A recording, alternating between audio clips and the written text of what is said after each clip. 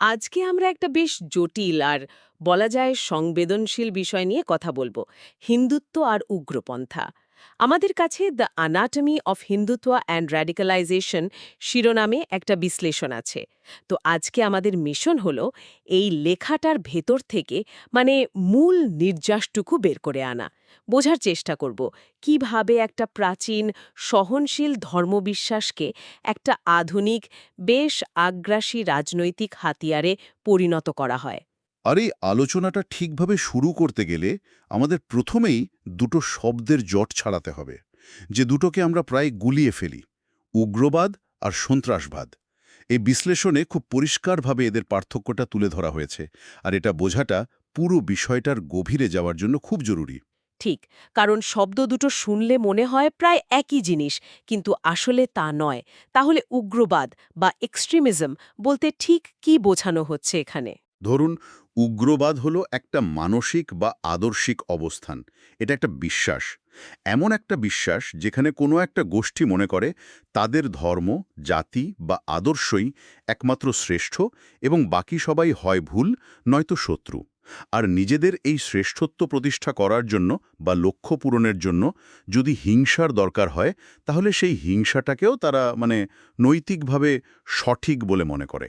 এটা হলো ভিতরের বিশ্বাস, একটা মানসিক কাঠামো।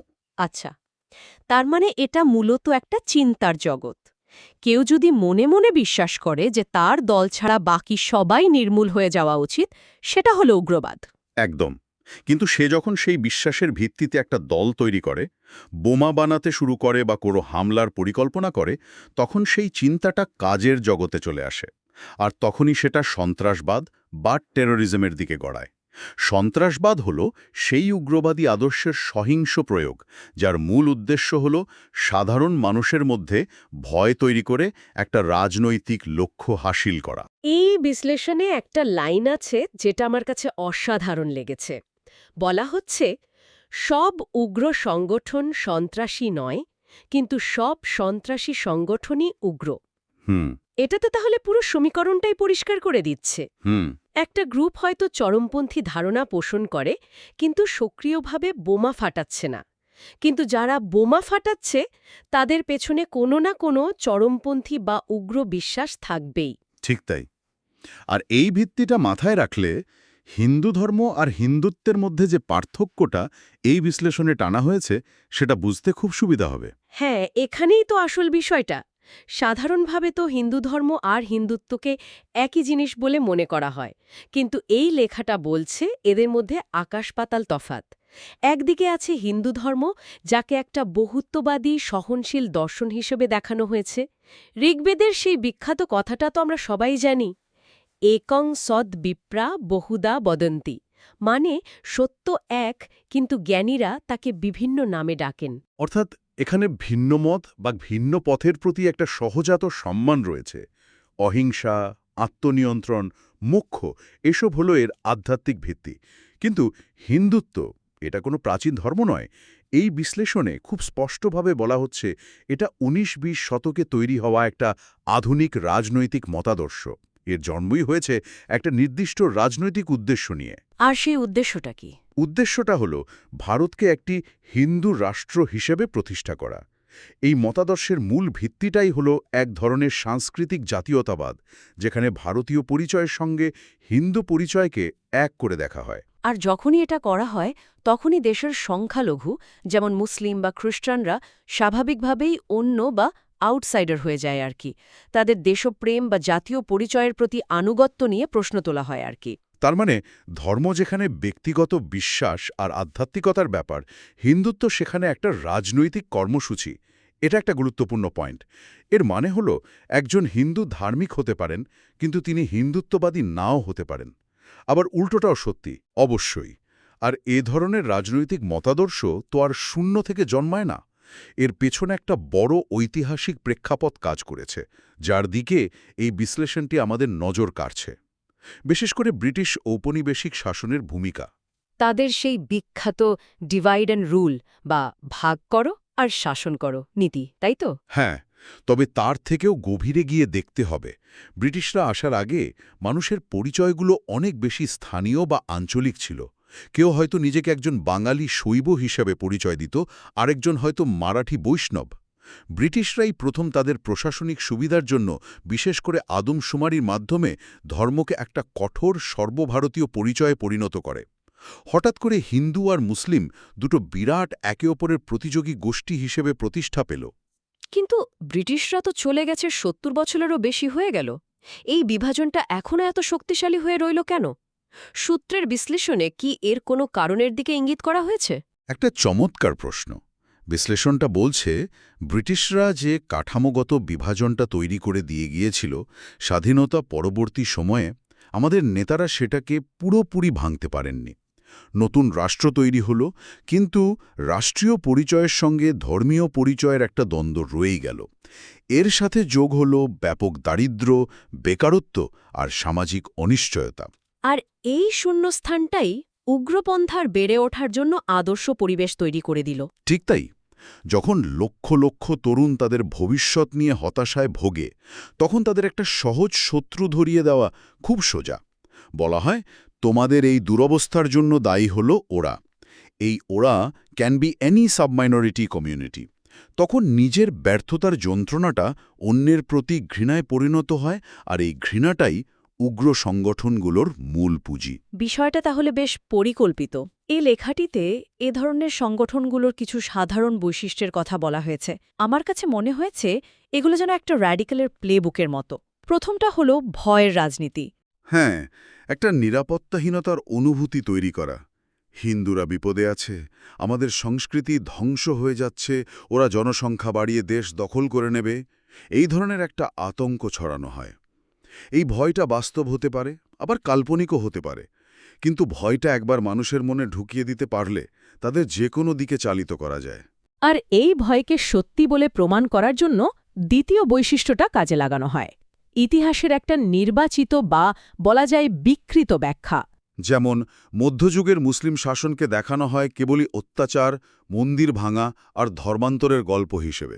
অথচ প্রায় ২০০ বছরের ব্রিটিশ ঔপনিবেশিক শোষণ, দুর্ভিক্ষ বা সম্পদ লুঠের ইতিহাসটাকে ততটা গুরুত্ব দেওয়া হয় না, কারণ সেটা আমরা বনাম ওরার সাম্প্রদায়িক আখ্যানে ঠিকভাবে খাপ খায় না।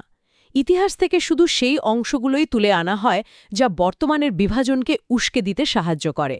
এটা একটা ক্লাসিক কৌশল। এই দুটো বিষয় তো একে অপরের সাথে জড়িত। ভয় দেখিয়ে ইতিহাসের একটা বিকৃত সংস্করণকে প্রতিষ্ঠা করা সহজ হয়। আর সেই বিকৃত ইতিহাসকে রক্ষা করার জন্যই কি তৃতীয় বৈশিষ্ট্যটা আসে, মুক্তচিন্তা আর যুক্তিবাদের বিরোধিতা। একদম। কারণ যে কোনো প্রশ্ন, যে কোনো যুক্তিবাদী বিশ্লেষণ তাদের তৈরি করার সরল আখ্যানটাকে ভেঙে দিতে পারে। তাই লেখক, শিল্পী, সাংবাদিক, অধ্যাপক যারা প্রশ্ন করতে শেখায়, তারা এই মতাদর্শের চোখে প্রথম শত্রু। তাদের দেশদ্রোহী, ধর্মদ্রোহী বলে দাগিয়ে দেওয়া হয়, হুমকি দেওয়া হয়, এমনকি হত্যাও করা হয়। আর চতুর্থ যে বৈশিষ্ট্যটার কথা বলা হয়েছে সেটাও খুব ইন্টারেস্টিং, নারী এবং সংস্কৃতির ওপর নিয়ন্ত্রণ। পোশাক কী হবে, কে কার সাথে মিশবে, বিয়ে করবে, এই সব কিছুতে হস্তক্ষেপ করা হয় সংস্কৃতি রক্ষার নামে। কারণ নারীদেরকে এখানে সংস্কৃতির ধারক ও বাহক হিসেবে দেখা হয়। তাই তাদের নিয়ন্ত্রণ করার মাধ্যমে আসলে পুরো সমাজটাকেই নিয়ন্ত্রণ করার চেষ্টা করা হয়। খেয়াল করলে দেখবেন, এই ৪টি বৈশিষ্ট্য, ভয় তৈরি করা, ইতিহাস বিকৃত করা, মুক্ত চিন্তাকে দমন করা এবং নারীকে নিয়ন্ত্রণ করা, একসাথে মিলে একটা ভয়ঙ্কর চক্র তৈরি করে, একটা আরেকটাকে শক্তি যোগায়। এই কৌশলগুলো তো শুধু তাত্ত্বিক কথা নয়। এই বিশ্লেষণে কয়েকটি নির্দিষ্ট সংগঠনের উদাহরণ দিয়ে দেখানো হয়েছে কিভাবে এগুলো বাস্তবে কাজ করে। যেমন অভিনব ভারত নামের সংগঠনটির কথা বলা হয়েছে। হ্যাঁ, ২০০৬ সালের দিকে এই গোপন সংগঠনটি সামনে আসে, আর তাদের বিরুদ্ধে অভিযোগগুলো বেশ মারাত্মক। ২০০৮ সালের মালেগাঁও বিস্ফোরণ, যেখানে একটা মসজিদের কাছে বোমা রাখা হয়েছিল, বা আজমের দরগা বিস্ফোরণের মতো সাম্প্রদায়িক সন্ত্রাস পরিকল্পনার অভিযোগ রয়েছে তাদের বিরুদ্ধে। এই অভিনব ভারতের একটা ধারণা আমাকে বেশ ভাবাচ্ছে। তারা তাদের হিংসাত্মক কাজকে প্রতিকারমূলক সহিংসতা বা রিটালিয়েটরি ভায়োলেন্স বলে তত্ত্বায়ন করে। এর মানেটা ঠিক কি? তারা কি বলতে চাইছে যে আজকের দিনের হিংসা অতীতের কোনো অন্যায়ের প্রতিশোধ? এটা তো একটা সাংঘাতিক বিপজ্জনক যুক্তি। এটাই তাদের মূল দর্শন। তাদের মতে ইতিহাসে হিন্দুদের ওপর অনেক অবিচার হয়েছে, আর এখন সেই অবিচারের প্রতিকার করার জন্য সহিংসতা প্রয়োজন। এটা একটা চক্র তৈরি করে। অতীতের কোনো ঘটনার দোহাই দিয়ে বর্তমানের সন্ত্রাসকে বৈধতা দেওয়া হয়, যা আবার ভবিষ্যতে নতুন করে সংঘাতের জন্ম দেয়। এই উদাহরণটা চোখে আঙুল দিয়ে দেখিয়ে দেয় যে উগ্রবাদ কিভাবে সংগঠিত সন্ত্রাসবাদে রূপান্তরিত হতে পারে। আরেকটা সংগঠনের কথা বলা হয়েছে, সনাতন সংস্থা। এদের কার্যপদ্ধতি আবার বেশ অন্যরকম। এরা নিজেদের একটা আধ্যাত্মিক সংগঠন হিসেবে পরিচয় দেয়। ঠিক, কিন্তু তাদের বিরুদ্ধে অভিযোগগুলো শিউরে ওঠার মতো। নরেন্দ্র দাভোলকর, গোবিন্দ পানসারে, এম কালবর্গী, গৌরী লঙ্কেশ এরা সবাই ছিলেন যুক্তিবাদী লেখক, সাংবাদিক এবং সমাজের কুসংস্কারের বিরুদ্ধে সোচ্চার কণ্ঠ। পরিকল্পিতভাবে তাদের প্রত্যেকটি হত্যা করা হয়েছে, আর এই প্রতিটি হত্যাকাণ্ডের তদন্তে সনাতন সংস্থার সদস্যদের নাম জড়িয়েছে। এটা তো একটা অবিশ্বাস্য বৈপরীত্য। একদিকে আধ্যাত্মিকতার কথা বলছে, অন্যদিকে দেশের শীর্ষস্থানীয় চিন্তাবিদদের হত্যার অভিযোগ উঠছে। আধ্যাত্মিকতার মোড়কে এই চরমপন্থা তো আরও বেশি ভয়ঙ্কর। ভয়ঙ্কর, কারণ এটা সাধারণ মানুষকে বিভ্রান্ত করে। বিশ্লেষণটি বলছে এই সংগঠনটি ধর্মীয় পরিভাষা ব্যবহার করে একটা ফ্যাসিবাদী চিন্তাধারাকে এগিয়ে নিয়ে যায়। তারা ধর্মরক্ষা, সাধনা, দুর্জনদের বিনাশ এই ধরনের শব্দ ব্যবহার করে, কিন্তু তাদের প্রকাশিত সাহিত্য বা কার্যকলাপ দেখলে বোঝা যায় দুর্জন বলতে তারা আসলে তাদেরই বোঝাচ্ছে যারা তাদের মতাদর্শের সঙ্গে একমত নয়। ভিন্ন মতকে ধ্বংস করাটাই তাদের কাছে ধর্মরক্ষা। তাদের বিরুদ্ধে তো বিস্ফোরক তৈরি প্রশিক্ষণ শিবির চালানোরও অভিযোগ রয়েছে। একদিকে আধ্যাত্মিক আলোচনা, অন্যদিকে বোমা বানানোর ট্রেনিং। এই দুটো জিনিস একসাথে কিভাবে চলে? এটাই উগ্রবাদী সংগঠনগুলোর একটা আধুনিক কৌশল। তারা জানে যে সরাসরি হিংসার কথা বললে সমাজের একটা বড় অংশ তা গ্রহণ করবে না, তাই তারা সংস্কৃতি, ধর্ম বা আধ্যাত্মিকতার মতো নরম আর গ্রহণযোগ্য একটা মোড়ক ব্যবহার করে। কিন্তু সেই মোড়কের আড়ালে তাদের মূল কর্মসূচিটা থাকে চরমপন্থী এবং সহিংস। দেশ, ধর্ম, সংস্কৃতি এই পবিত্র শব্দগুলোকে তারা তাদের কার্যকলাপের ঢাল হিসেবে ব্যবহার করে। তাহলে এই পুরো আলোচনা থেকে আমরা কি বুঝলাম? এই ধরনের সংগঠনগুলোর মূল বিপদটা ঠিক কোথায়? কেন এগুলো একটা সমাজের জন্য এত বিপজ্জনক? এরা ধর্মকে রাজনীতির অস্ত্র হিসেবে ব্যবহার করে। ধর্ম মানুষের আবেগ আর পরিচয়ের একটা গভীর অংশ। যখন সেটাকে রাজনৈতিক স্বার্থে ব্যবহার করে দুটো সম্প্রদায়ের মধ্যে আমরা আর ওরার বিভাজন তৈরি করা হয়, তখন সেটা সমাজের মূল ভিত্তি অর্থাৎ সামাজিক সম্প্রীতিকেই নষ্ট করে দেয়। আর দ্বিতীয় বিপদ হলো এরা রাষ্ট্রের আইন-কানুনকে চ্যালেঞ্জ করে। অনেক সময় নিজেদের আইনের ঊর্ধ্বে মনে করে এবং নিজেরাই আইন হাতে তুলে নেয়। গোরক্ষার নামে পিটিয়ে মারা বা নৈতিক পুলিশের মতন ঘটনাগুলো তো এরই উদাহরণ। একদম, তারা একটা সমান্তরাল বিচার ব্যবস্থা তৈরি করতে চায়, যেখানে তাদের মতাদর্শই হবে শেষ কথা। এটা যে কোনো গণতান্ত্রিক রাষ্ট্রের সার্বভৌমত্বের উপর সরাসরি আঘাত।